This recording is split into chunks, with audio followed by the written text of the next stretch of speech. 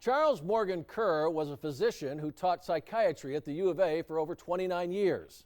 As an avid runner, when he learned that Team USA was looking for people to represent their state running the Olympic torch to Lake Placid, he decided he was just the man for the job. At the time, he had no idea how far his quest would take him.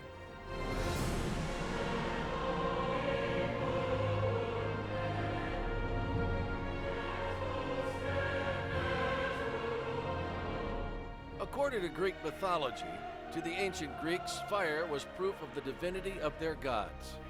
The Titan Prometheus stole it from them and gave it to man. Those who carry the Olympic flame bring not only the gift of fire, but enlightenment. I remember my dad telling me that he wanted to represent the state, and he felt that he could really do a good job doing that. Scott Kerr is one of Charles Kerr's 5 sons, all part of a close-knit family growing up.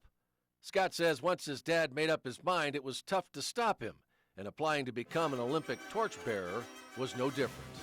My dad's strength was writing, and you had to write some essays about yourself and about, being a representative for Arizona and things like that, and he ended up being selected to go and do a trial run. The trial run was the easy part for Charles, who regularly ran marathons.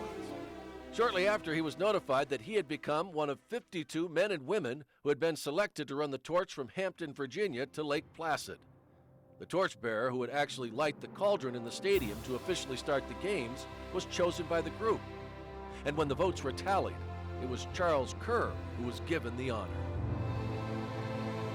The entire Kerr family was also invited to attend the games. Looking back, another son, Tim Kerr, says it took a while for the magnitude of the honor that had been given to his father to set in.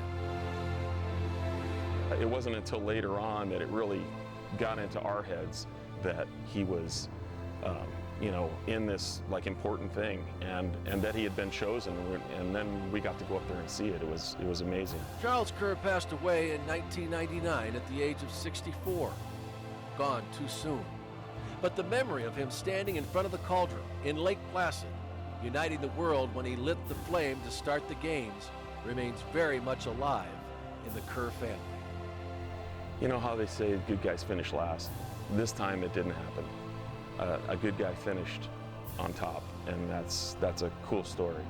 And I love my dad, and I miss him.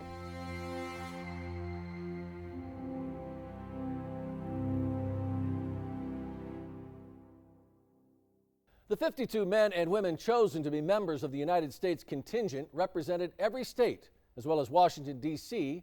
and Lake Placid. The nearly 1,000-mile journey to Lake Placid was designed to retrace the American Revolution Bicentennial Trail. Sean Mooney, News 4, Tucson.